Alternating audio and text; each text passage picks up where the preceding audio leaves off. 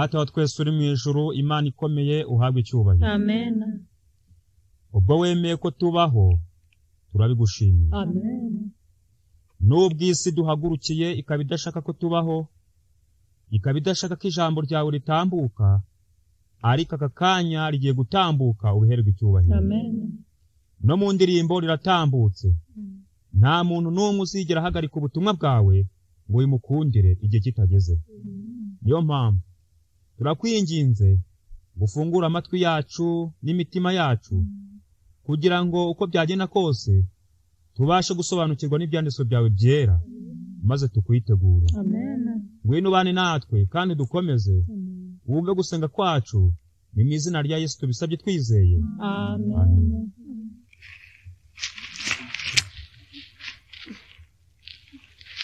Reka dushimire Imana yacu kandi tuyihimbaze. Tuyihimbarize ibyo yakoze. Kuba yaturamukije ntabwo hari icyubahiro turusha abapfuye. Ntabwo ari icyubahiro turusha abari mu bitaro bariyo bari mu mwuka. Ahubwo hari icyo Imana idushakaho. Iki dushakaho rero ni ugukora ibyo gukiranuka. Kandi ni ugusaba Imana ikatubabarira ibyaha byacu, kugira ngo tuzabashe kubana nayo mu bwami bwo mu ijuru. Tumaze kumva indirimbo igaragaza uburyo Yohana yari ari ku kirwa cy'Ipatimo, ibyo yabanje gukorerwa. Bamutetse mu ngunguru y'amavuta, avamo ari umusore. Bamukoreye ibikorwa biteye ubwoba by'iyicarubozo, torutire, babona ntacyo bitanze. Maze baravuga bati, uyu muntu reka tumujyane tumujugunye aho aba ari wenyine, inzara nihamwicira tuzaba tugize amahirwe. Nuko bamujyana ku kirwa cy'Ipatimo, nk'uko indirimbo ibivuga, ndetse na Bibiliya ikaba ariko ivuga. Agezeyo, nuko ibyanditswe byera, cyane cyane igitabo cy'ibyahishuwe, kigaragaza ko ari wacyanditse kandi akacyandikira aho ngaho ku kirwa cy'Ipatimo. Niyo mpamvu Bibiliya ivuga ngo ijambo ryayo ntabwo rizigera ritsindwa na rimwe. Ntabwo rizigera ritsindwa na rimwe.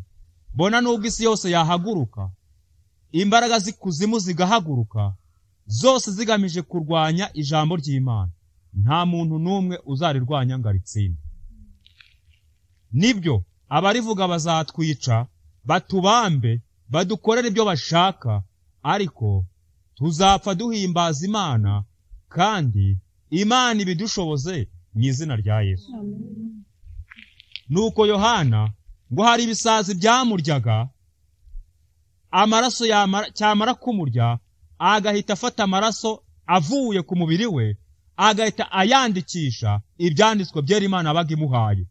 Maze yarangiza, aho amaze kwandika, ahashyira ku nyanja, inyanja igahita igurukana bwa butumwa, ikabujyana ikabugeza hamwe bari baramwirukanye, maze bakabusoma, abantu bakarushaho kwemera Imana no kubabarirwa ibyaha. Nuko rero Yohana, nubwo bashatse kumwica urupfu rubi, ariko Yohana yapfuye ashaje. Niwe wenyine mu ntumwa za Yesu Kristo wapfuye ashaje. Yohana ahagarariye abantu bazapfa nta muntu n'umwe ubakozeho. Bona nubwo bazatugira nabi, bakatubabaza, bakadukubita, bakadushyira ku mashanyarazi, umva, abazarokoka bakabona Yesu Kristo agarutse ku bicu, bazaba bari mu mwanya wa Yohana, nk'uko nawe yapfuye ari umusaza ashaje, akishwa n'ubusaza, atishwe nabo. Ntago bisobanuye yuko hatari abazicwa bagapfa bwose muri iryo yicarubozo, barahari, ariko Bibiliya irambwira ngo hahirwa abapfa bapfiriye hehe? Umwanya. Tugiye gufata Bibiliya zacu dusome mu gitabo cy'ibyahishuwe n'ubundi, igice cya mbere.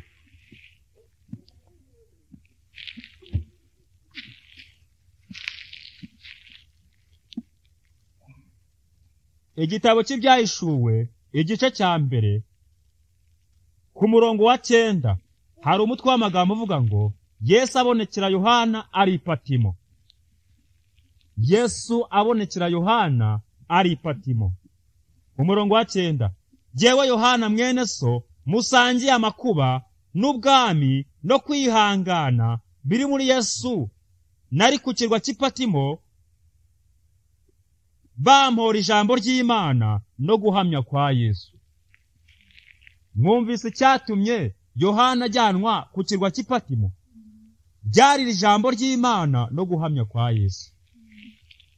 Ibintu bibiri niyo byatumye Yohana bamujyana ku kirwa cy'i Patimo akirirwayo: ijambo ry'Imana no guhamya kwa Yesu. Ariko hano amagambo abanje ku murongo wa 9 aravuze ngo jyewe Yohana mwene so musangiye amakuba n'ubwami no kwihangana biri muri Yesu. Igitangaje, abantu bashaka gukurikira Yesu mu munezero, abantu bashaka gukurikira Yesu bakomerwa amashyi n'isi. Ariko Yohana Batista twita mwene se ntabwo Yohana ntabwo ariko byamugendekeye. Ntabwo Yohana Batista ni Yohana wanditse igitabo cy'Ibyahishuwe.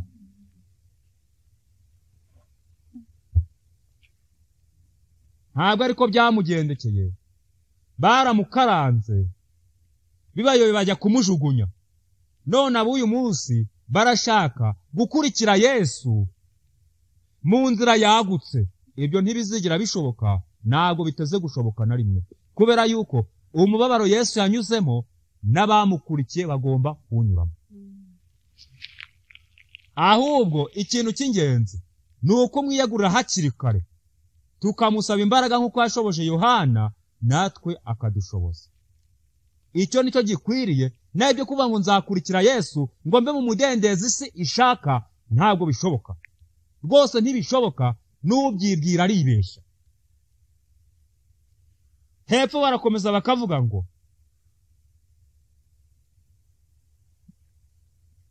ku munsi w'umwami wacu narindi mu mwuka, inyuma yanjye numva ijwi rirenga nk'iry'impanda rivuga riti, icyo ubona ucyandike mu gitabo, ucyohereza amatorero 7 ari muri Efeso, n'i Simuruna, n'i Perugamo, n'i Tuwatira, n'i Sarudi, n'i Filadelfiya, n'i Laodikiya. Natwe ibyanditswe byera Yohana yahawe natwe biratureba. Abariho mu gihe cyo guca iki urubanza. Nyamara ikintu kibabaje kandi giteye agahinda, abantu ntabwo bazi ko bariho mu gihe cyo guca urubanza. Ntabwo abantu bazi yuko igihe icyo ari cyo cyose cyarangira. Ahubwo bararya, bakanywa, bakadamarara. Mbese uko byari bimeze mu gihe cya Nowa ni nako n'uyu munsi bimeze. Ariko ibyanditswe byera bitubwira ngo iki? Biravuga ngo uko byari bimeze mu gihe cya Nowa niko no kuza k'Umwana w'umuntu bizaba bimeze. Bararyaga, baranywaga, bararongoraga, bakoraga ibyo bashaka byose, ariko ngo baza gutungurwa nuko batunguwe n'iki? N'imvura cyangwa se umwuzure urabarimbura, bose barashira. Niko n'isi igiye gutungurwa n'umuriro, abantu babigira ibikino.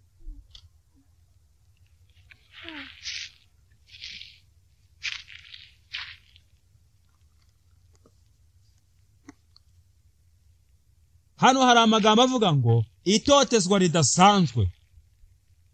Ubwo umuntu wese wakurikiye Yesu Kristo agomba guhora yiteguye gutotezwa, ndetse intambara ikomeye ivuga yuko agomba guhora yiteguye no gupfa. Ariko ikintu gitangaje, abantu benshi agakiza bari kurata ni agakiza k'umuvuyararo gusa, ni agakiza k'indirimbo, ni agakiza k'amahoro gusa. Akaga iyo kaje baravuga bati Yesu rero waduhaye agakiza nibyo, ariko kuri ibi ngibi rwose nawe urabibona ntako twabigenza, reka tuyoboke uruhande rurimo benshi. Hano baravuze ngo ubwo nibwo bazabagambanira ngo mubabazwe, ndetse bazabica, muzangwa n'amahanga yose abahora izina ryanjye. Matayo igice cya 24 umurongo wa 9. Amahanga yose agomba kwanga abana b'Imana abahora izina rya Yesu Kristo.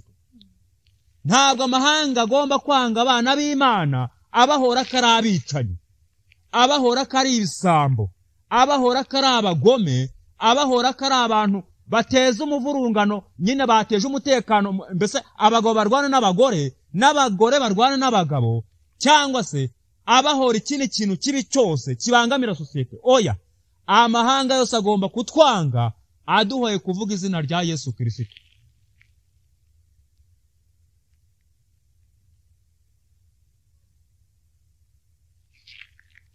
Hepfo baravuga ngo imuri zaturukaga ku bantu 240 bagurumanaga zoherezaga umucyo mu busitani bw'ibwami. Muri icyo gihe umwami w'abami Diocletian yari yicaye ku ibaraza ry'inzu yo hejuru yitegereza uburyo abo bantu bapfa anezerewe. Nguko uko abategetsi b'isi bagiye kunezezwa n'impfu zacu kandi batangiye kunezezwa nazo.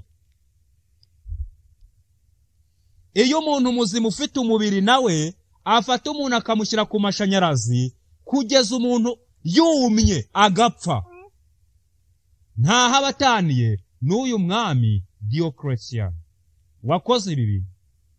Yari yicaye kuri etaje ku rubaraza rw'inzu ye hejuru, agashimishwa nuko imuri z'abantu barimo baratwikwa muri sitade ziza zikamusanga ahari zikamuboneshereza. Nyamara Bibiliya irambwira ngo bazabona ishyano abishimira ibyago bya bagenzi babo.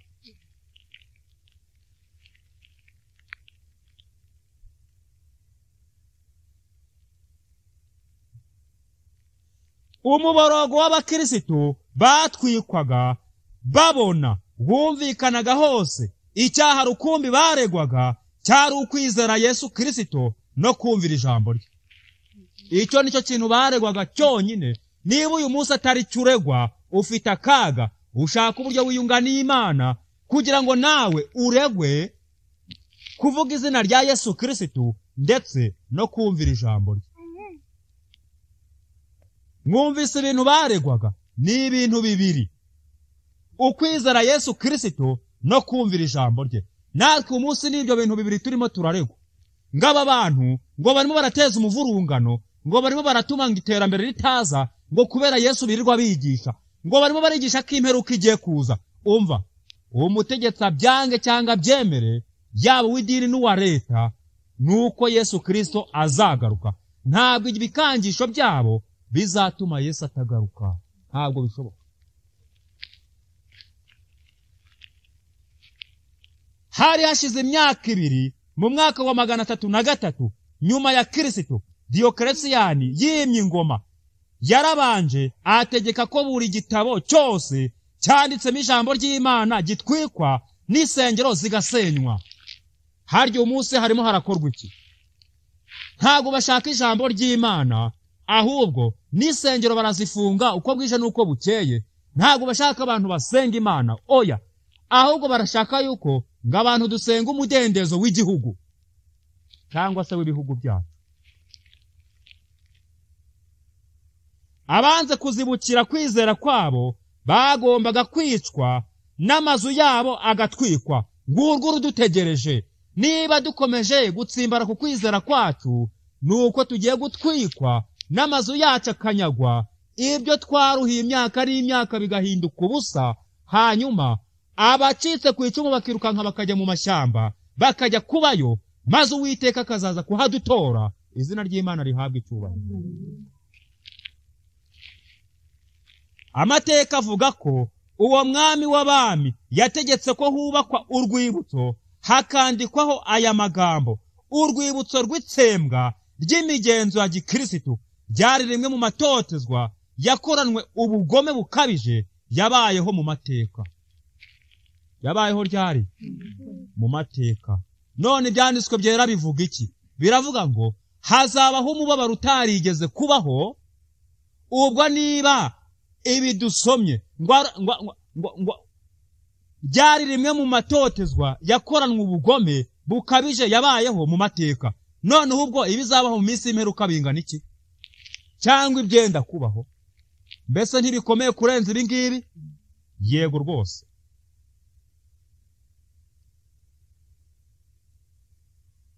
Tugomba gushikama nubwo isi yanyeganyega. Tugomba gusaba Imana ikaduha imbaraga, ikanyeganyega ikatunyeganyeza nibyo, ariko ntitunamuke. Icyakora nunamuka ni akazi kawe. nanjye ninamuka n'akazi kanjye. Twaragoswe, nyamara benshi batuye isi ntabyo bazi.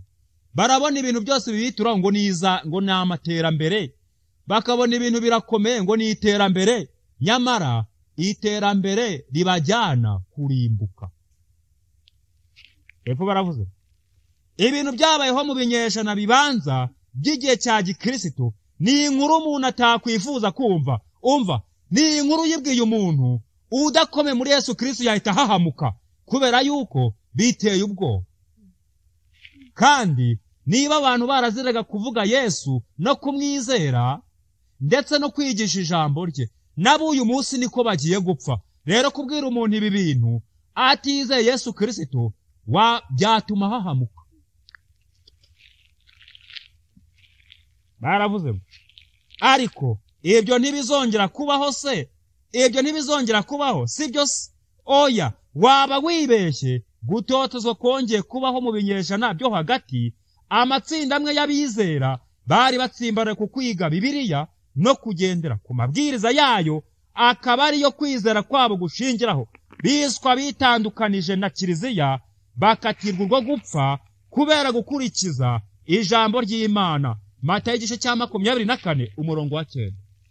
Uko niko byagenze. Uyu munsi turarerwa kwiga ijambo ry'Imana no kugendera mu cyo Bibiliya ivuga, maze bakaduhimba amazina kakahava, bakadukora ibyo bashaka. Uretse kuko ubugome buzaza bugenda bukura, niko nabo bazagenda bakuza ibikorwa bibi badukorera, kugeza batumanitse abandi bakadutwika, nk'uko byagendekeye bano bantu.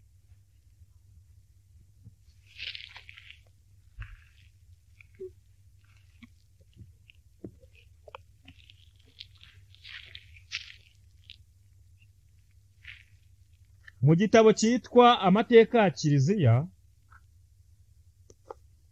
cyanditswe n'umwanditsi witwa Mbonigaba Felicien, nk'uko bo babyivugira banabigaragaza, tugiye gusomamo amagambo y'uburyo abana b'Imana bicwaga.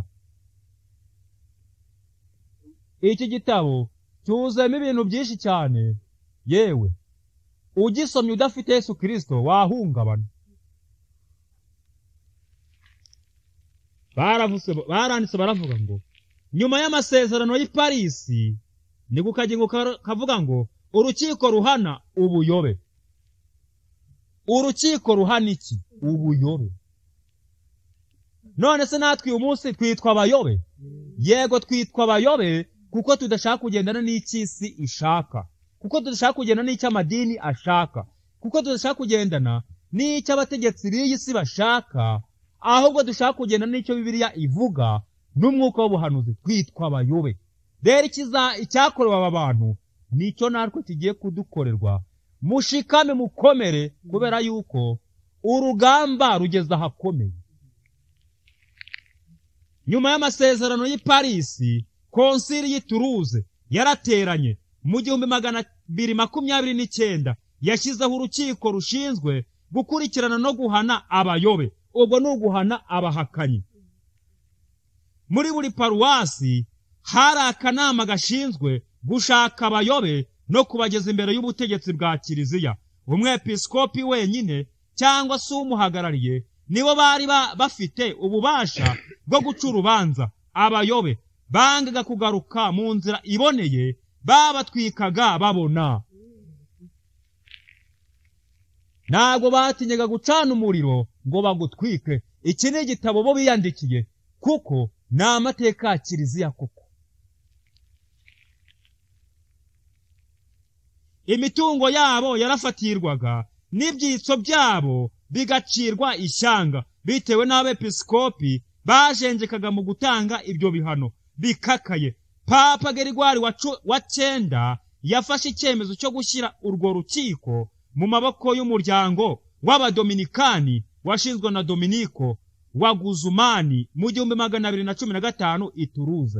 Ni ukuvuga ngo abadominikani bashinzwe n'uwitwa Dominiko baje gusimburwa n'abajesuiti. Aba nabo bari abagome ku rwego ruteye ubwoba, bicaga nta mbabazi. Umva, byari bitangaje kandi bibabaje.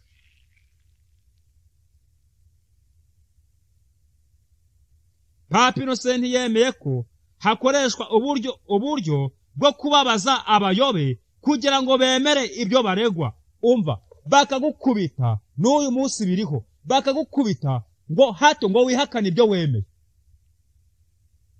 None wagize ngo ibirimo birakora uyu munsi ntabwo byakozwe na kera, byarakozwe kuko Bibiliya iravuga ngo nta cyadutse munsi y'ijuru, rwose ibyabaye nibyo byongera kubaho. None uyu munsi bihagaze bite? Ngo nimugende mubahige, mubakubite, mubamaremo ako kanyaro, izo nyigisho zibavemo. Umva, uwamize yaramize, icyo akora bazabimuvana n'umutwe, nibwo bizakunda.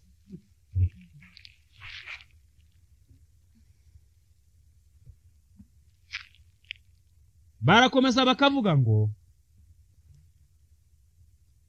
Papa Innocent yemeye ko hakoreshwa uburyo bwo kubabaza cyangwa se kubabaza abayobe kugira ngo bemere ibyo baregwa.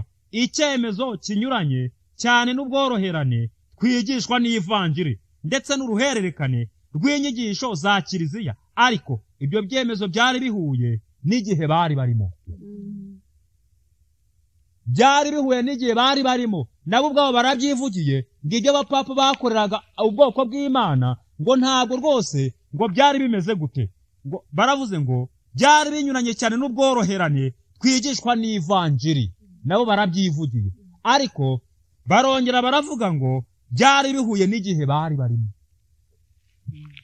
Kubwo kubababaza nta kibazo cyari kirimo, kubera ko nicyo gihe bari bagezemo nyine, bagomba kubababaza.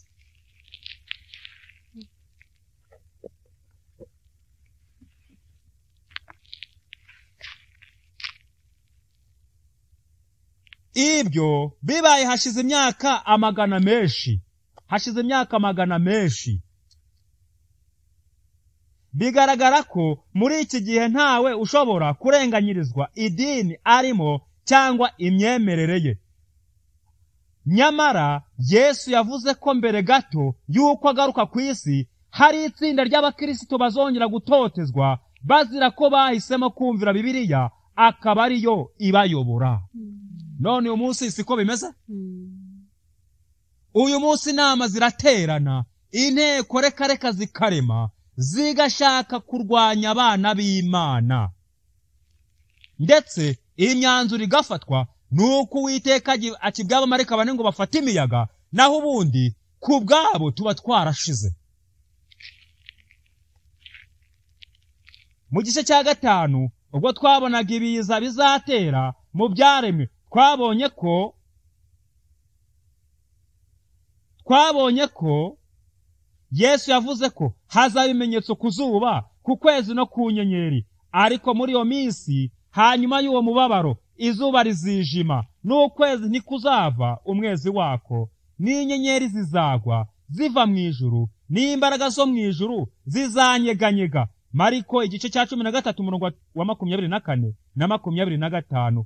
Umwami yavuze ko ibyo bizaba nyuma y'akarengane. Ako karengane Yesu yavugaga nakahe? Yesu ubwo yagasobanuye agira ati, ubwo nibwo muzagambanirwa ngo mubabazwe, ndetse bazabica, muzangwa n'amahanga yose abahora izina ryanjye. Mateyo 24 umurongo wa 9. Ndetse n'Ibyahishuwe 12 wahasoma. Itorero ry'Imana rigomba kurenganywa, itorero ry'Imana rigomba gushyirwa mu kato kugeza ubwo ab'isi bose baribona nk'igisuzuguriro, kandi ab'isi bose bakaribona nk'iriteye isesemi, kubera yuko rikora nk'uko badashaka, rikavuga nk'uko badashaka, rikarya nk'uko badashaka, rikanywa nk'uko badashaka, rikambara nk'uko badashaka. Abo uyu munsi bambara za mini ngo nizo zigezweho. Uri mu itorero ry'Imana ry'ukuri yambara akikwiza, uwo rero agomba gufatwa nk'umwaka, umuyobe udashaka ko iterambere rijya mbere. Umva iterambere ry'abambara ubusa.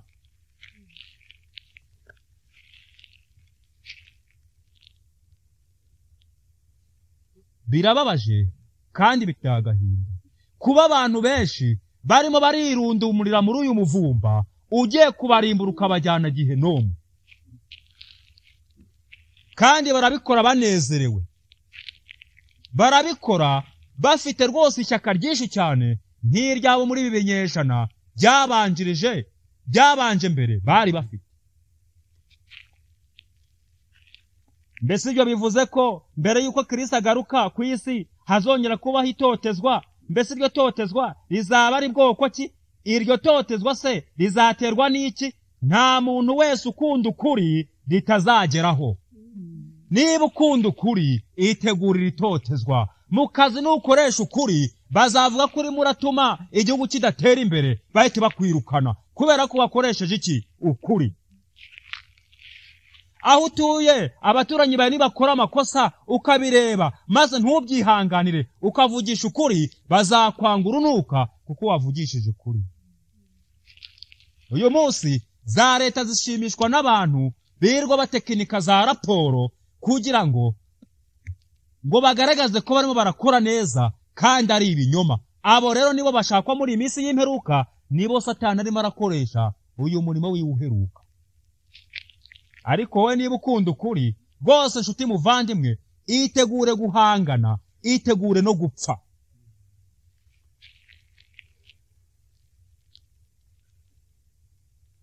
Ni ikintu kizaba kirebana n'amaherezo ya buri muntu wese. Ni ikintu kizaba kirebana n'amaherezo ya buri muntu wese. Ni ukuvuga ngo umugabo wawe ashobora kubyemera, wowe ukabyanga. Umugore wawe ashobora kubyemera, umugabo akabyanga. Abana babyemera, ababyeyi bakabyanga. Umuntu wese muri uru rugendo agomba kubaga kwifasha, akagenda urwo ruhande n'undi akagenda urwo ruhande. Impande n'ebyiri, nta ruhande rwa gatatu. Ushaka urwa gatatu ubwo nakazuyaze, icyo akora niyitegure kurimbuka, kuko mu nzira y'Imana nta kazuyaze kabamo.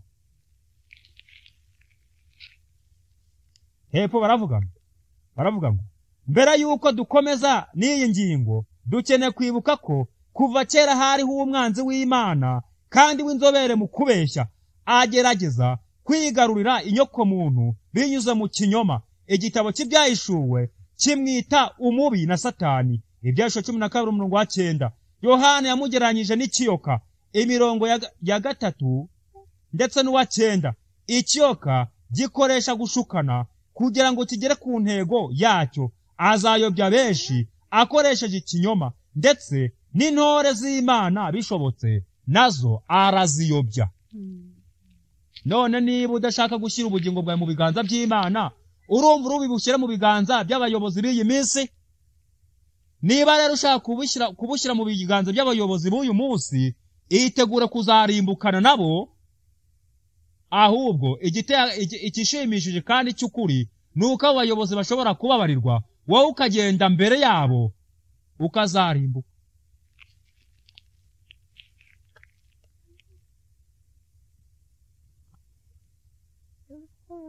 Baravuga bati nk'uko umwami Yesu yabyivugiye, nubwo ikinyoma nk'uko umwami Yesu yabyivugiye, nubwo ikinyoma no gushukana bimuha abayoboke benshi, hari irindi tsinda ry'abantu biga Bibiliya batazagwa mu mutego we. Mwifurije kuba muri iryo tsinda ryiga Bibiliya ritazigera rigwa mu mutego w'uwo mwanzi, kubera yuko ngababaye abigishwa b'ibyanditswe byera gusa nibo bonyine bazabasha gusimbuka uru rugamba. Ubwo abandi bose bazagwa mu mutego w'umwanzi. Umwanzi azazana ibintu babyita iterambere. Umwanzi azazana ibintu babyite rwose ibintu by'ukuri kandi baganisha ahantu heza, maze bisange mu rwobo barimbutse. Ariko abana b'Imana biga ibyanditswe byera, dore ko ari nabyo turi kuzira, bazaguma ku rufatiro, ntago bazigira banyiganyiga. Hepfo baravuga nk'uko umwami Yesu yabyivugiye, nubwo ikinyoma no gushukana bimuha abayoboke benshi, hari irindi tsinda ry'abantu biga Bibiliya batazagwa mu mutego we. Ngo ibinyoma byiwe bimuha abantu bangana iki? Benshi. Bimuha abantu benshi, kandi ko itsinda ry'abana b'Imana ntago bari benshi, baba ari bakeya rwose.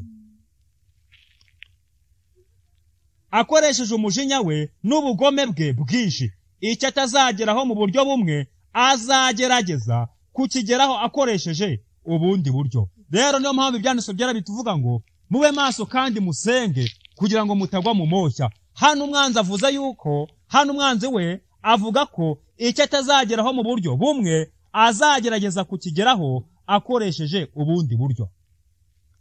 Bivuze ngo niba akoresheje iyi nzira ikamunanira agatsindwa, azahindura akoresha indi kugeza inzira zose azirangije kandi abo yashakaga ababonye.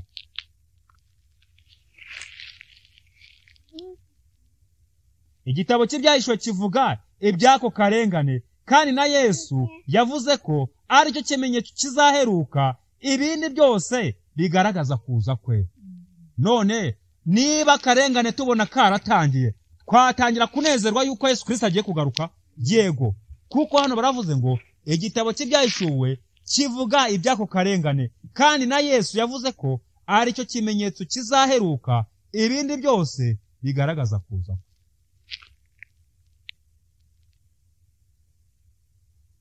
Yohana asobanura ibyo yabonye mu iyerekwa muri aya magambo: icyoka kirakarira wa mugore, kiragenda ngo kirwanye bo mu rubyaro rwe basigaye bitondera amategeko y'Imana kandi bafite guhamya kwa Yesu.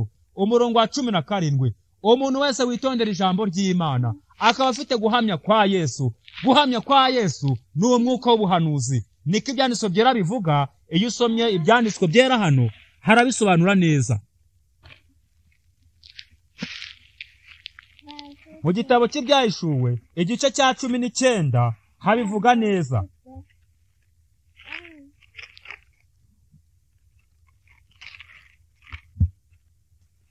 Igice cya 19 habivuga neza. Hari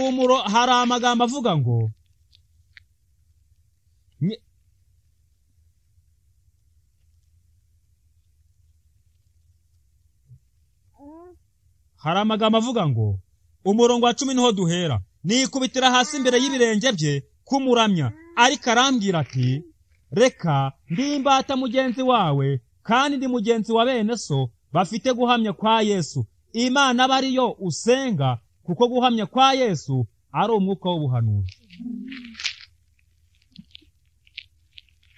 Umwuka w'ubuhanuzi niwo guhamya kwa Yesu, biri mu byanditswe byera, ntabwo ari ibyo duhimba.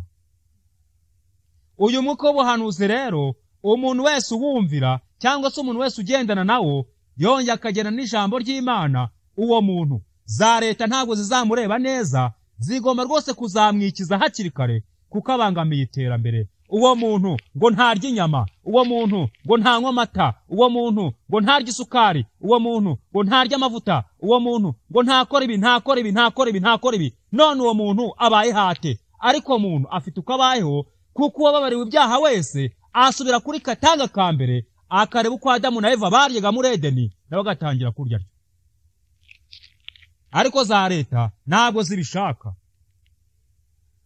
Kandi mu by'ukuri abo bantu, abana babo se bo barwaye bwaki muri ako gace bonyine, nako nta nubwo banayirwaye, ahubwo ni urwango rw'uko nyine bakunda ijambo ry'Imana bakagera no guhamya kwa Yesu Kristo. Mwumvise akaga dufite? Dufite akaga gateye ubwoba, kandi uko iminsi igenda yicuma niko akaga n'akarengane bizakomeza kugenda byiyongera. Bigira gute? Byongera. Ukuri kwaguye mu nzira, barakuribase, kandi ukuri ni Yesu Kristo, ukuri ni ijambo ry'Imana. Isi yanze Yesu Kristo, yanga n'ijambo ryayo, kugeza ubwo Mwuka Wera arimo arigendera, maze abantu bakaba bagiye gusarura ibyo babibye, birimo ibyago 7, umujinya w'Imana rwose ugiye guswa ku batuye isi banze kugendera mu nzira y'Imana. Abantu baratsirashije baravuga ngo ntidushaka kugendana na Kristo, rwose twishimye, tunezerwe, twirire, twiyambare uko dushaka, maze iyo tuzajya ibyaho ntabyo tuzi, ntituzanagaruka. Ihame ry'uko Yesu Kristo azagaruka ntaryo bazi. Bavuga ko isi imaze imyaka amamiliyari n'amamiliyari, rwose ibyo kubabwira ngo Yesu agiye kugaruka, wapi ntacyo bumvamo, ahubwo barakubwira ngo uri umusazi.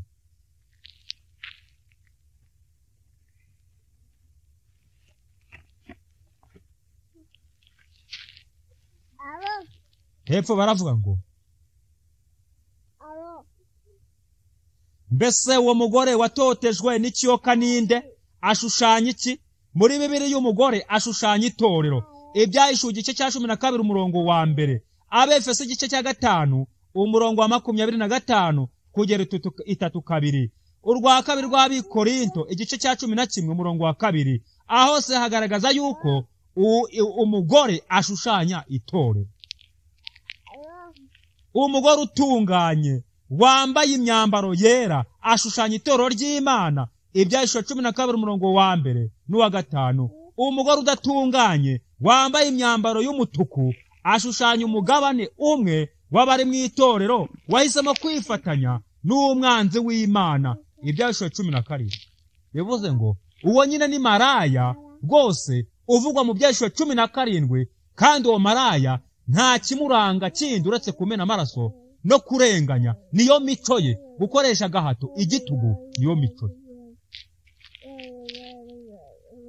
Uwo mugore uzatotezwa n'ikiyoka ashushanya abari mu itorero bazanamba ku Mana bayikiranukira. Yohana asobanuye uwo mugore muri aya magambo: ikimenyetso gikomeye kiboneka mu ijuru, mbona umugore wambaye izuba, ukwezi kwari munsi y'ibirenge bye. Nuko ngo kwambara izuba yari afite Kristo gukiranuka kwacu, yari yarababariwe. Uyu mugore ni itorero ry'abantu bababariwe ibyaha byabo, bafite gukiranuka kwa Yesu Kristo, nta wundi muntu biringira. Uyu mugore yumviye ubutumwa bwa marayika wa mbere buvuga ngo mwubahe Imana kandi muyihimbaze, kuko igihe cyo gucira abantu urubanza gisohoye. Ubu butumwa n'ubwa marayika wa mbere. Uyu mugore yarabwumviye, arangije arababarirwa. Uyu mugore yumviye ubutumwa bwa marayika wa kabiri buvuga ngo bwoko bwanjye nimubusohokemo, ahavugwa Babuloni. Yasohotse mu madini y'icitiriro. Uyu mugore cyangwa se itorero rikurikiza ibyanditswe byera, kandi ibyanditswe byera gusa. Uyu mugore rero, iri torero nta wundi mugenzo n'umwe rifite, nta wundi muhango n'umwe rigira uretse uhuje n'ahanditswe ngo. Uyu mugore rero cyangwa iri torero, niyo mpamvu nawe agomba kwanga urunuka, akangwa n'isi, kuko isi idakunda Yesu ntabwo izigera imukunda. Uwo mugore, itorero, azaba yarihanganiye gutotezwa n'ikiyoka Satani mu bihe byose byabayeho. Yamugabyeho ibitero akoresheje ubugome bwinshi, kubera ko yanze kugwa mu mutego w'ikinyoma cye. Ntabwo uyu mugore ashobora kugwa mu mutego w'ikinyoma cya Satani, kubera ko uyu mugore ahora agenzura ibyo abonye byose, akabigenzuza ijambo ry'Imana. Yasanga bihuje n'ibyanditswe byera akabikora, yasanga bidahuje n'ibyanditswe byera ntabikore. Uyu mugore kandi yiyemeje kunyura mu irembo rifunganye rwose, nta kibazo afite ku karengane yakorerwa kariko kose. Iri torero rigomba gushikama kugeza Yesu Kristo agarutse.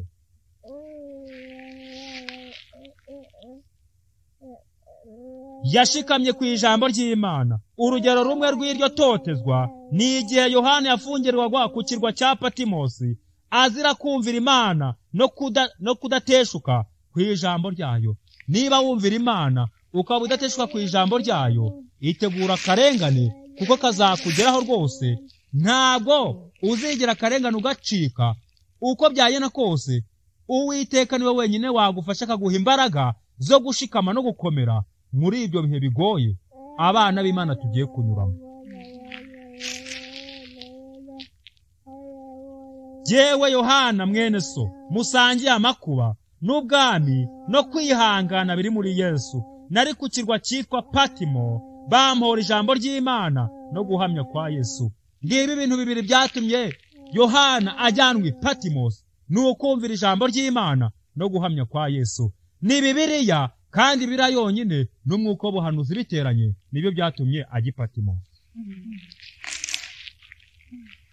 Nibyo byatumye ajya Patimosi. Uyu munsi abategetsi baricara hasi bagaterana ngo aba bantu ntabwo banywa amata, ngo rwose nibo bashakira ibihano, ngo kubera yuko ngo bazatuma abana babo barwara bwake. Ngo aba bantu ntabwo barya amagi, ngo abantu ntabwo barya injanga, ngo abantu ntabwo barya inyama. Kandi ntibiteye kabiri, mu binyamakuru byabo bagasohoramo yuko inyama, amagi amata n'ibindi ngo bitera za kanseri, ngo kandi ngo bingana ngo no kunywa ngo itabi ngishuro 20, akaba ari wabisohora. Nyamara wahamye utigewe ntabwo nywa itabi nako sindya amagi, bagahita bagufunga ngo urimo ngo uratuma ngigwingira ryongera mu gihugu. Urimo uratuma igwingira ryongera hehe? Mu gihugu. Ese ko igwingira kwiyongera mu gihugu kubera umuntu atanywa amata? Hoya, ahubwo igwingira kwiyongera mu gihugu kubera ko bene igihugu bimuye Imana. Bene igihugu bimuye iki? Imana. Twimuye Imana. Ahari mu mwanya w'Imana tuhashyira Satani, kubera ko Satani uherekera kose ari umwicanyi, nta kindi aza gukora n'ugutsemba nyine kuko tuba twamuhaye umwanya. Ubundi twarangiza tugashakira ibisubizo aho bitari. Tugashakira ibisubizo mu gufata abantu basenga ngo nibo ngo bateje ubukene. Nta mwana w'Imana wigeze usabiriza, niko Bibiliya ivuga. Nta n'umwana w'Imana w'umunebwe. Oya, abana b'Imana barakora ibitunga umubiri, barangiza bakanamamaza inkuru nziza mu bitunga ubugingo.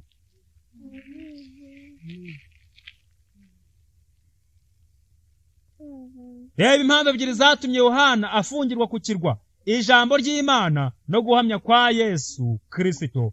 Mu kuri izo mpamvu zombi dushobora kuzikubira mu kintu kimwe: urukundo akundaga Yesu. Wowe ukunda Yesu Kristo? Ese jewe nkunda Yesu Kristo? Umva, haranditswe ngo nimunkunda muzitondera amategeko yanjye, nanjye nzasaba Data aduha iki? Aduha umwuka wera. Nyamara abantu benshi birirwa bavuga ngo bafite umwuka wera, nyamara ikijyanye n'itegeko ry'Imana bacyanga urunuka. None se ni gute wabanga ufite umwuka wera wawuhawe nande? Kwisezerano Uwiteka ritanga binyuze mu byanditswe byera bye.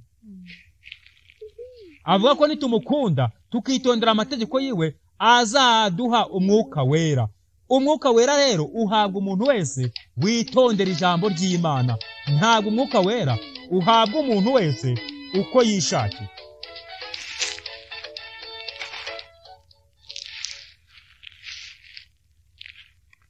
Ijambo ry'Imana niko rivuga, ntabwo ari umuntu ubivuga.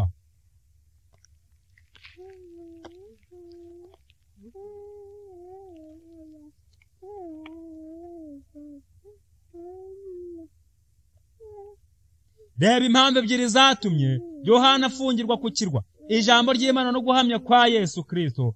Mu kuri izo mpamvu zombi dushobora kuzikubira mu kintu kimwe: urukundo akundaga Yesu. Niba ukunda Yesu, niba ukunda nde? Yesu. Niba ukunda Yesu umwami wawe, birumvikana ko uzakurikiza ijambo rye, kandi iryo jambo nurigenderaho rikakuyobora, nta buryo ushobora kugwa mu mutego w'ikinyoma cya Satani. Ibyo birakaza uwo mwanzi w'Imana, akaba ariyo mpamvu atoteza abumvira inyigisho za Bibiliya. Umva impamvu dutotezwa. Nta kindi gituma abana b'Imana batotezwa n'icyo cyonyine: kumvira Bibiliya gusa. Nicyo gituma abana b'Imana batotezwa. None se uratoterezwa uwuzi, uwo mwamenyanye, cyangwa ni ukuvuga gusa, cyangwa ni ukugenda gusa? Bose igihe ni iki ngufatireho bigishoboka. Bikigize gute? Bigishoboka. Uko gutotezwa ntabwo kureba abitwa abakristo ku izina gusa. Iryo totezwa ntabwo rireba abitwa abakristo ku izina gusa, abirwa mu nsengero ku cyumweru no ku isabato batazi cyabajyanye. Oya. Ni nayo mpamvu uyu munsi bakubwira ngo twebwe tubaye iki hano? Nuko nta muntu n'umwe batoteza kubera ko bagenda nk'uko isi ishaka. Ni igihamya cy'uko batagendera mu ijambo, kuko iyo bagendera mu ijambo nabo babona ababatoteza. Njyewe rwose uramutse unkomeye amashyi uri umutegetsi w'isi ukankomera amashyi, ahubwo ukimara kuyankomera, ukimara kumaka, ukimara kunyakira neza nka muntu uranyishimiye, ukimara kunyereka urukundo rukomeye cyane, nahita mfata iminsi 3 y'amasengesho nkabaza Imana nti: Mana, bari abantu ko mu isi iri imbere bamvuzaga imijugujugu, none nkaba mbona barimo barankumira mu mashyi, aho sinatezutse ku nshingano yanjye. Nshoboza bongere bamvugiriza induru, kandi bamvugiriza amahiri, banyirukankane, kuko ndabona narateshutse. Nta mwana w'Imana ukomerwa amashyi n'isi, ntawe. Mwigeze mubisoma no mu byanditswe byera ngo murebe, nta mwana w'Imana ukomerwa amashyi, ahubwo umwana w'Imana kubera ko abanyuranyije n'icyisi ishaka ni ukumuvuza imijugujugu.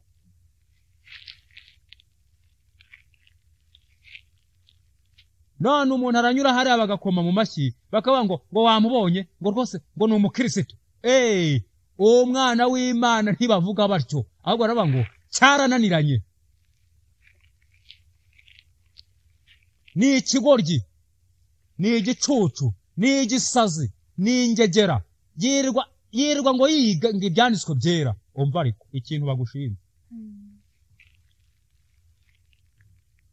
uko gutotezwa ntabwo kureba bitwa abakristo ku izina gusa. Niba ndi umukristo ariko nkaba ntasobanukiwe n'ukuri, nkakurikiza inyigisho z'ibinyoma, ntacyo Satani aba nshakaho.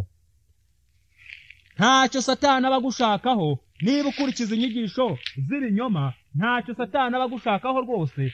Uwe nta kibazo muba mufitanye, kubera ko uba warahisemo kugenda nk'uko ashaka. None se niba uri indaya azaba agushakaho? Niba uri igisambo azaba agushakaho? Icyakora ikintu kizamubera cyiza akanishima nuko wajya gusambana, umugabo akagusanga hejuru y'umugore we, akagukubita agafuni, ukagenda utyo, akazakwisasira. Ni icyo abakeneye. Ni icyo abagize ate? Akeneye. Nuko uzajya kwiba, wamara kujya kwiba, bakagufata, bakagukubitiramo umupanga ijosi, bakarishyira hasi, maze akishima ati uyu nawe ndamwisasiye nta kibazo. Nuko uzarwana n'umugore, hanyuma byarangira umugore akakubikira, akagukubita umuhini wo muri Nyiramivumbi, ukaburagiye. Ibyo nibyo akeneye. Nibyo agize ate? Akeneye. Niyo mpamvu rero atakurwanya, ahubwo aguha akabaraga kugira ngo ukomeze ugende.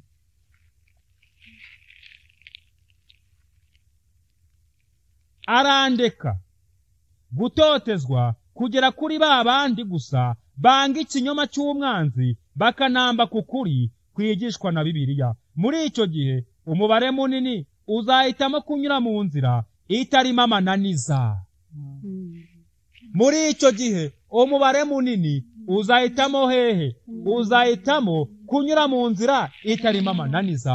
Abantu benshi bagiye kwinyura mu irembo ryagutse, irifunganye, baritera umugongo, hanyuma babwire Imana bati rero Mana, waraturemye, nibyo warakoze, ariko noneho kugira ngo twicwe n'inzara, twemeye kuyoboka ururimo benshi, ubwo urabeho nta kundi.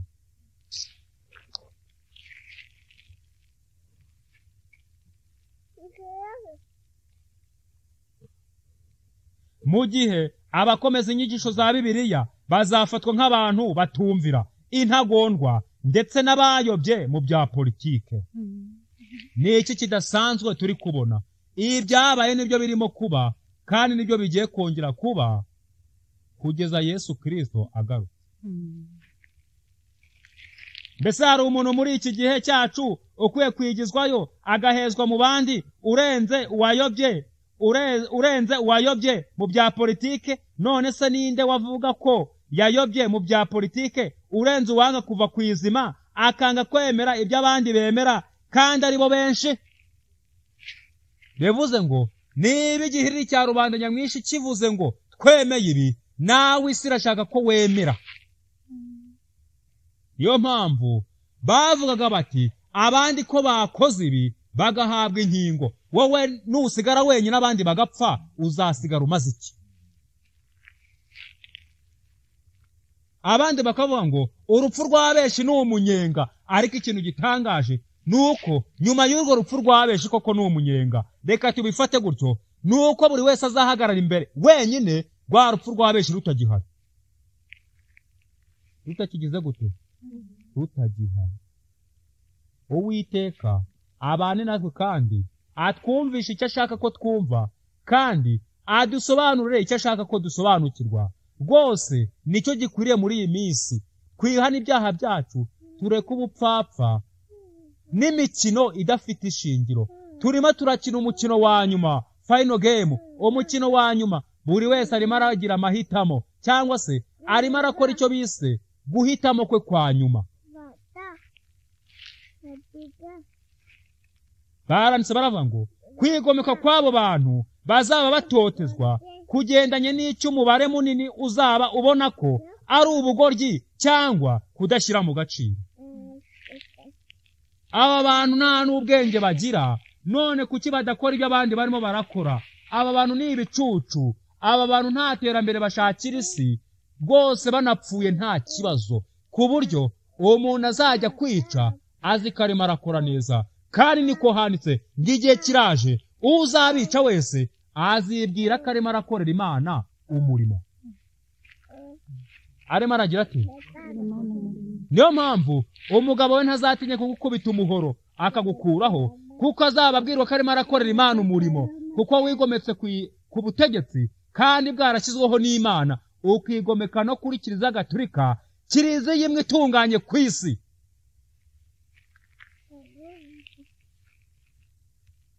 Mu Byahishuwe igice cya 12 umurongo wa 17 havuga ko ikiyoka kirwanya abo mu rubyaro rw'umugore basigaye akaba ari itorero ryo mu minsi ya nyuma, kubera ko ari bo bazashikama kukumvira Imana nk'uko ijambo ryayo ritegeka. Umva, abasigaye, abantu benshi bari mu madini baruzuye, abantu benshi bari mu nsengero rwose, buri cyumweru na buri sabato na buri ijuma baba barimo mu misigiti. Ariko ikintu gitangaje, abasigaye bonyine batayobejwe nibo bagiye kuzahangana n'akaga ka nyuma gaheruka, kandi nibo bazambikwa ikamba ry'ubugingo, maze bakishimana n'abamarayika n'abatahajuru bose, bakaririmba bakanezerwa, kuko bazabanesheje inyamaswa n'igishushanyo cyayo n'umubare n'izina ry'inyamaswa. Amen. Ubutegetsi bw'ubupapa bugomba gutsindwa, kuko niyo nyamaswa ivuga mu gice cya cya kangahe? Cya 13. Igice cya 13 umurongo wa mbere.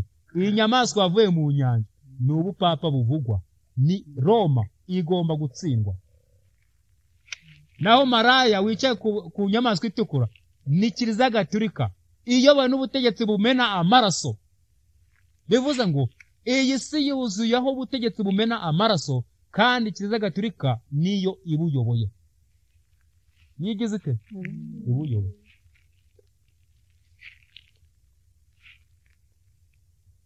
Avuga ko ikiyoka kirwanya abo mu rubyaro rw'umugore basigaye akaba ari itorero ryo mu minsi ya nyuma, kubera ko ari bo bazashikama kukumvira Imana nk'uko ijambo ryayo ritegeka. Reba uburyo itorero ryo mu bihe bya nyuma rizaba rifite ibintu bibiri biriranga, rikomeza amategeko y'Imana, rikagera no guhamya kwa Yesu ni ijambo ry'Imana ndetse n'umwuka w'ubuhamya. Nibyo bizaba biranga itorero ryo mu minsi y'imperuka. Maze leta ntikwihanganire, ikuvunagurika hafi.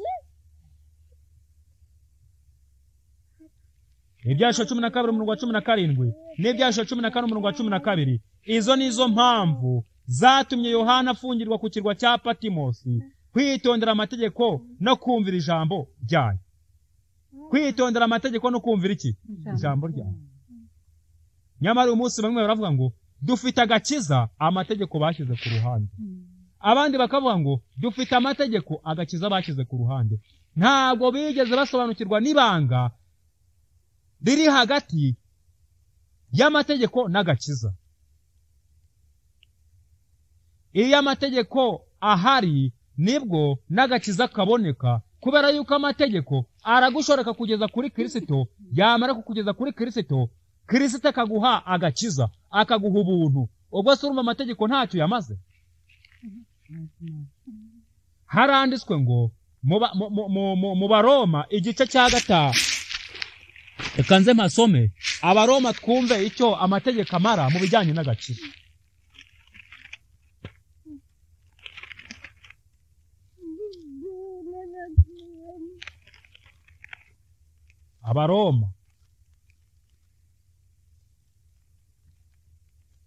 Abaroma igice cya 5 umurongo wa 20 haravuga ngo ariko amategeko yaziye hanyuma kugira ngo ibyaha bigwire, nyamara aho ibyaha byagwiriye niho n'ubuntu bwarushijeho gusaga. Urumva yuko akamaro k'amategeko ni ukugwiza ibyaha, maze ibyaha byamara kugwira n'ubuntu bugahita buboneka. Kubera ko ibyaha bidahari, none se Yesu Kristo ari gupfira iki iyo ibyaha biba bidahari? Nta na kimwe. Ntaba yaririwe ajya ku musaraba ngo apfire umunyabyaha, yapfiriye umunyabyaha nyine. Niyo mpamvu amategeko ari ngombwa. Hanyuma amategeko yamara kukubera umushorera akakugeza kuri Kristo, noneho Kristo akaguhereza imbabazi ugakira. None se uzakira ute amategeko atakumenyesheje icyaha? Rero bamwe barabeshya ngo bafite agakiza, ntako bafite, ari icyuka gusa. Niba umwuka w'Imana ataratsinze umutima wawe ngo akwemeze kuri umunyabyaha, hanyuma akubuza amahoro, ubona iby'isi byose ntacyo bikumariye rwose, ubona uri uwo gupfa, hanyuma ngo nurangiza igishinza mu mutima kikumerere nabi, icyo gihe rwose ukaba uririmba agakiza utaragahawe na Kristo byemewe, rwose ako gakiza ntabwo ariko. Utegetswe kongera kwihana ukabwira Imana uti mbabarira, nari naragenze uko bidakwiriye.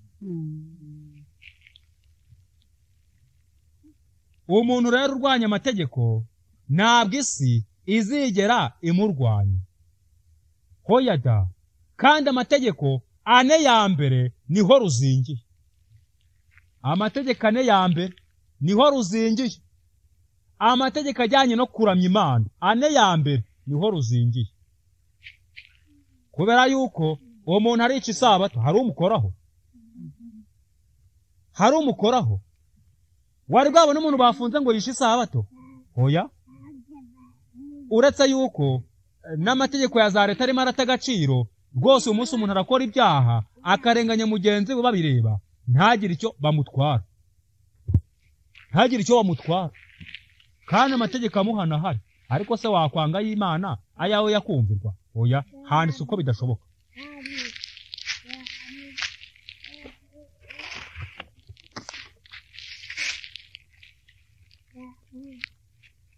Barakomeza bakavuga ngo muri iki gihe abantu benshi bafata amategeko y'Imana nk'aho ntacyo amaze kuba Kristo. Benshi bavuga ko amategeko yabambwe i Karuvari, bityo bikaba bitakiri ngombwa ko abakristo bayakomeza. Ahubwo niba bavuga ko amategeko yabambwe i Karuvari, nibavuga yuko Yesu Kristo ari we wabambwe i Karuvari, kuko ari we gakiza. Nako gakiza ntibakirate, ahubwo bavuga ngo n'agakiza kabambwe i Karuvari. Yesu se wabambwe i Karuvari? Ubwo kandi Yesu Kristo niwe nyir'amategeko. Niba ari we nyir'amategeko rero, nibavuga ko na Kristo yabambwe ku musaraba ari we gakiza, nako kakabambwa. Ubwo iby'agakiza ntacyo bimaze, nta nubwo kagihari, kuko n'amategeko yarabambwe. Ubwo twibereho gutyo nk'abantu bari aho ngaho gusa, tudafite iyo tugana n'iyo tujya. Niba bari ko bavuga.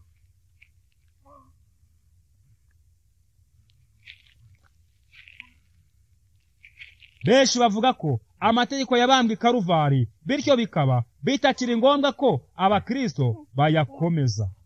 Nyamara abasigaye basohotse muri urwo ruvange rwa benshi, kubw'uko bashimangira ko ari ngombwa kuba indahemuka kuri Yesu bakanakomeza amategeko ye. Bishobora gusa naho byumvikana ko ari ikintu cyoroheje, ariko kumvira amahame ahoraho n'ijambo ry'Imana ntabwo ari ikintu kigirwaho impaka. Uwo muntu nakuburanya mu byanditswe byera, uzicecekera umubwira uti jyewe nshingiye kuri handitswe ngo ibyo uri muranza naho bindi ntaho mbyumva, nta naho mbibona. Ubundi wigende. Ugira ute? Wigende. Mu Byahishura 13 ikiyoka cyongera kuvugwa ahangaha giha ububasha bwacyo inyamaswa idasanzwe itarigeze ivugwa mbere mu buhanuzi. Inyamaswa ishushanya ububasha cyangwa ubutegetsi. Urugero ni Daniel 7:12 16 na 17. Yohana yavuze kuri iyo nyamaswa muri aya magambo: ihabwa kurwanya abera no kubanesha, ihabwa no gutwara imiryango yose n'amoko yose n'indimi zose n'amahanga yose. Iyi nyamaswa ivuzwe hano cyangwa ubutegetsi buvuzwe hano ni ubutegetsi bw'ubupapa cyangwa se Roma.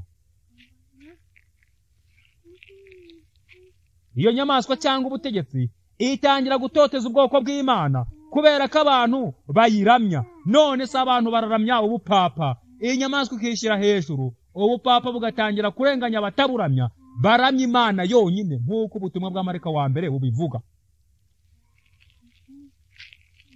Haranditswe ngo abari mu isi bose bazayiramya, umuntu wese izina rye ritanditswe mu gitabo cy'ubugingo cy'umwana w'intama watambwe uhereye ku kuremwa kw'isi.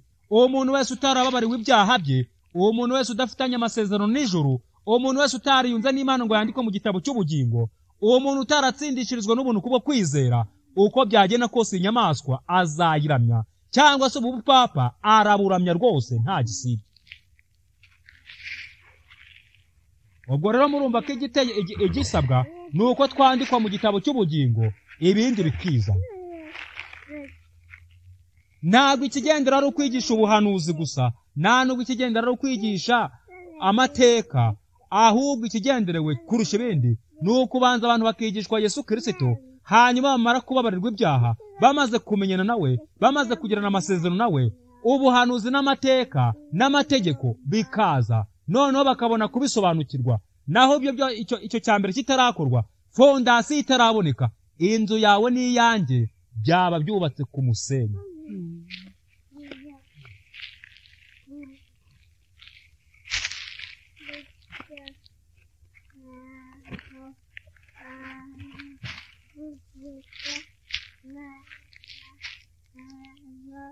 Turasoma amagambo aboneka muri iki gitabo cy'ubusobanuro bw'ubuhanuzi bw'igitabo cya Daniyeli n'ibyahishuwe kuri paji ya 52 niho duhera. Turasoreza kuri paji ya 54. Baravuze ngo muri 534 nyuma ya Kristo agaba ingabo anesha abavandari. Muri 538 nyuma ya Kristo umugabo wa Berizariyusi atsinda abastorogoti arabirukana. Umukuru w'itorero ry'i Roma ariruhutsa, arishyira arizana nta nkomyi, nguko uko amahembe 3 yakuweho irito rigakura. Aya magambo aboneka muri Daniyeli mu gice cya 7. Ahagomba kurandurwa amahembe 3 hanyuma irindi rigakura. Rero irindi ryakuze ni ubupapa. Aba bavandari n'abaheruri n'abastorogoti bamubangamiraga amaze kubatsemba. Uyu munsi ubupapa bugomba kongera gusubirana ijambo nibumara kuducecekesha tutakivuga. Hepfo baravuga ngo dore uko papa yarenganyije abera bisumba byose. Kuva ubwo papa ahindukira abanze kwakira inyigisho ze ati: mutazemeye mu kwivuguruza ndabacura inkumbi. Akarengane katangiye buhoro buhoro, hashize igihe haba ibishishana. Papa afatanya na leta iba ariyo imusohoreza imigambi ye yose, ari ukwica abagabo n'abagore, abasaza n'abana nta mbabazi. Ntugire ngo ibintu byose turimo turakorerwa na za leta. Ibi bintu biri kuva i Roma kwa papa, biri kuva mu masezerano za leta zasinyanye nawe. Birababaje kuba abaturage bawe baguteye bakakujya inyuma, ari buri muravuza udufuni cyangwa se uri muravuza imbunda, uri murabarasa, uri murabica, ngo nuko bahisemo Kristo. Dore uko Papa Innocent wa gatatu yandikiye abakuru b'amatorero muri uru rwandiko rwanjye jyewe intumwa ya Kristo. Ngo intumwa yande? Intumwa ya Kristo. None ahubwo niba yavuga ngo jyewe intumwa ya Satani, kubera yuko Satani niwe mwicanyi, Kristo ntabwo ari umwicanyi. Rero kuvuga ngo jyewe intumwa ya Kristo arabeshya. Kristo ntabwo ari umwicanyi. Jyewe intumwa ya Kristo mbahaye itegeko ridakuka ko mugomba gushaka uburyo bwose bwo kurimbura abaciye ukubiri n'inyigisho zacu. Umva, intumwa ya Kristo ntabwo irimbura umuntu utumva kimwe nayo, ahubwo iramwihanganira kubera ko Kristo ni uw'umudendezo, n'intumwa ya Kristo iri y'umudendezo. Rero hano arabeshya, ntabwo ari intumwa ya Kristo, ahubwo nk'uko ibyanditswe byera bibivuga muri Yohana igice cya 8 umurongo wa 44 na 45 niho havuga ngo uherekera ko Satani ni umwicanyi. Yego, ubwo rero n'intumwa yiwe ni umwicanyi. Ko mugomba gushaka uburyo bwose bwo kurimbura abacukubiri n'inyigisho zacu, ndetse mukwiriye kwirukana mugaca mu mihana yanyu yose umuntu wese wandujwe nabo n'uwigeze kubagenderera. Mujye mukoresha imbaraga z'ububasha bwose z'itorero mufite, mukubitiyeho no kubagaruza inkota z'abatware b'ibihugu. Biki? Uwo ngo ni Papa, wa wundi uhagarara Imana ku isi, umusimbura w'umwana w'Imana ku isi, niwe urimo uratanga amategeko yo kwica abantu. None Kristo ni umwicanyi? Kristo yaje gukiza icyari cyazimiye, yaje gushaka no gukiza icyazimiye. Ntabwo Kristo yaje kukica, ahubwo yaje kugishakisha. Hepfo barakomeza, Inosenti wa kane nawe ati abahakanyi nibamara gutangwa mu maboko ya leta n'umukuru w'itorero. Wumvise? Leta n'itorero biriyunze kugira ngo birimbure abitwa abahakanyi. Kandi witwa umuhakanyi ni umuprotestant, ibyo twarabibonye cyangwa se turabizi neza. Uwo muprotestant ni umuntu uvuga ngo oya ndabyanze, niba bidahuje n'ahanditswe ngo ndabyanze, niba bihuje n'ahanditswe ngo ndagendana namwe. Uwo muhakanyi cyangwa se umuprotestant w'ukuri ntabwo yemera ibintu ahubutse ngo leta zishyireho ibintu ahita bifatira hejuru. Oya, arabanza agatekereza akababwira ati mwe muretse nge ntabwo mpubukira ibintu bije nk'ibi ngibi.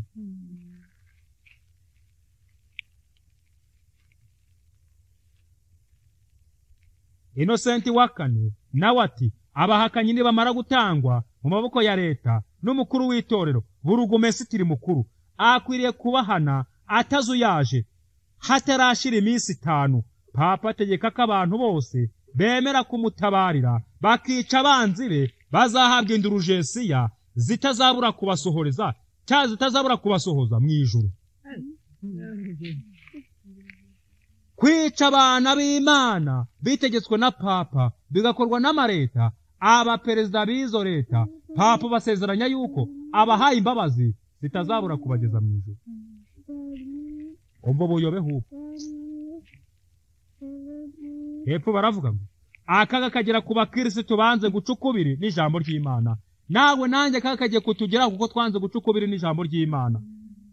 Barahunga bibera mu misozi no mu buvumo, aho niho Yesu agiye kudusanga. Rwose azadusanga muri gereza, azadusanga mu bihanamanga, azadusanga mu bituro. Nta hantu na hamwe havuga yuko Yesu Kristo azadusanga mu nsengero na za kiliziya. Oya,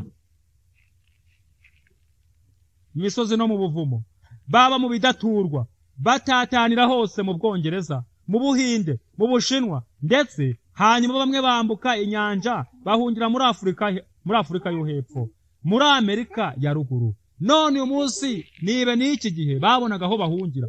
Uyu munsi isi yose yashyize hamwe kugira ngo irwanye uwitwa umuprotestant w'ukuri imurimbure. Urahungira he uretse guhungira muri Yesu Kristo gusa? Nubwo Imana yakundiye bamwe ko babaho, abeshi banyuze mu gikombe cy'igicucu cy'urupfu. Umva, ntago bazaturimbura ngo batumare, ntago bizigira bishoboka. Nubwo bamwe bapfuye, abeshi ngo Imana yemeye ko barokoka, Imana ihabwa icyubahiro. Nubwo Imana yakundiye bamwe ko babaho, abeshi banyuze mu gikombe cy'igicucu cy'urupfu. Urugero ni babandi bihishe mu buvumo bwo muri Arapsi bishwe na Roberto Cantano mu mwaka w'1488 nyuma ya Kristo. Aba bantu bakaba baranganaga n'ibihumbi 3. Ibaza gusanga abantu ibihumbi 3 aho bihishe ukabicira icyarimwe. Mbega amaraso y'isi yanyweye, mbega amaraso ikinywa, mbega amaraso y'isi yiteguye kunywa. Reka irumbe koko na amaraso y'abana b'Imana ni umuvumo. Ubundi bashingaga ibiti bisongoye bakabibabambaho, abo bitaga abahakanyi. Abandi bakabacagagura bakabacerera, abandi bakabashyira mu rutambi bakabajugunya mu muriro bagaturika, abandi babacaga amaboko n'amaguru bagasiga ibihimba bitereye aho ngaho. Abandi b'abanyamaboko bagondaga igiti cyagera bugufi bagafata umuntu bakamuzirika ukuguru gishinze, amaboko bakayazirikira kuri cya kindi bagonze, maze bakakirekura kikamushibukana, igice kimwe kikagenda ikindi kigasigara ku giti gishinze kikiri kizima. Umva urupfu abana b'Imana bapfuye bavandimwe. Uyu munsi izi mpfu nizo tugiye kongera gupfa. Abantu tugomba kujya mu biganza by'Uwiteka, nta kindi gisigaye. Nta kindi kiza gute gisigaye. Kandi ibi birimo birakorwa na bamwe biyita intumwa za Yesu, intumwa za Yesu Kristo, intumwa z'Imana, kumbe ni intumwa za Satani. Urukiko rwo muri Espanye rwatumye abantu 31,912 batwikwa bagashya bumva, 290 babagirira ibya furambi barabanoza. Mu Buholandi ku ngoma ya Sharire wa gatanu hishwa abasaga 50,000, no ku ngoma y'umuhungu we hapfa abandi 25,000. Abandi Badage n'Ababirigi basaga 50,000 babura ubugingo bazira kunyongwa, gutwikwa no guhambwa babona. Mu Bufaransa ku munsi wa mutagatifu wa Rutoromayo abanyedini b'i Roma barashega. Muri iryo joro bica abakristo 30,000. Amakuru yabyo ageze i Roma, abakaridinari baraterana bashaka kumva neza uko byagenze. Bamaze kubyumva ibyishimo birabasaba, bagira Papa Gregoire wa 13 Tediyumu n'impundu, bamuvugiriza impundu kubera amaze kumena amaraso. Nyumvira urugamba uko ruhagaze.